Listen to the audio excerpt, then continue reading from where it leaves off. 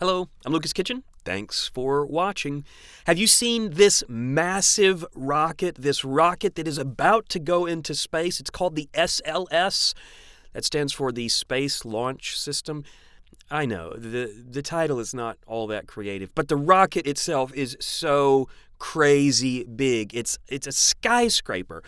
I think it's the biggest rocket we've ever tried to send up into space, except for that one that the Russians did that blew up catastrophically and didn't work. But this SLS rocket is so incredibly big, and it's going to be launching on August 29th. So what it's going to do, if all things go well, which in rocketry they don't always go well, but if all things go well, it's going to launch. It's carrying a human-rated capsule, although there's no humans in it on this trip. They're testing it just to make sure it wouldn't obliterate the delicate bodies of the astronauts. But they're going to send it into space, of course, and then it's going to go out.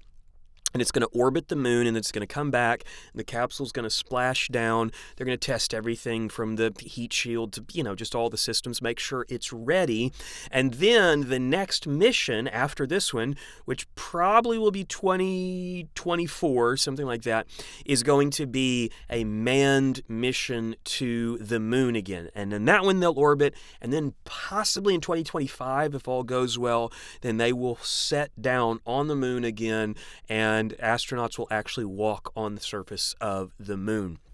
All of this is incredibly expensive, but I'm all for it. I'd say, what could we spend money on that is more exciting than this? Now, some will argue and say, well, why should we be doing this? Well, as a Christian, I lean on this verse when I'm thinking about human spaceflight and space exploration.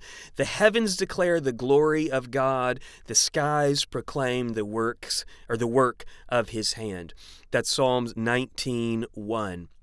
So I think the psalmist would have loved to be able to travel in space because he or she, I don't know who wrote this. This probably is a Psalm of David, but it might be Asaph or someone else. But whoever wrote this one, I think they would have loved to go into space because it is a demonstration of God's creativity and his glory. After all, his creativity and his glory are very closely aligned.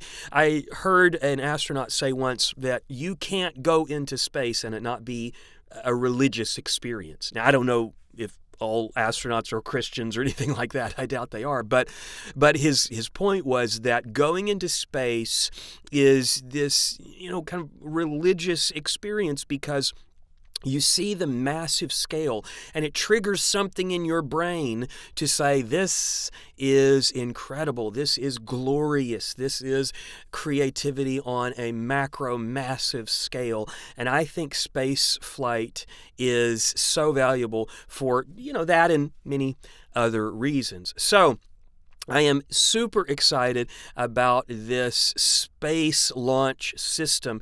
So it's going to be launching on August 29th, which is just a few days away. That's like 3 days away. So you may want to, Google and figure out where you can watch it. And I should have looked that up. Usually you can find it on something like space.com or NASA.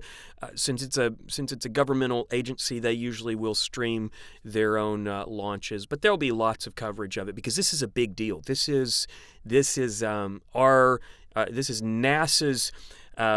follow-up to the shuttle program, which I was so sad when the shuttle program closed in 2011. But anyway, super excited about this. I hope that you'll be able to watch it. We can watch it together.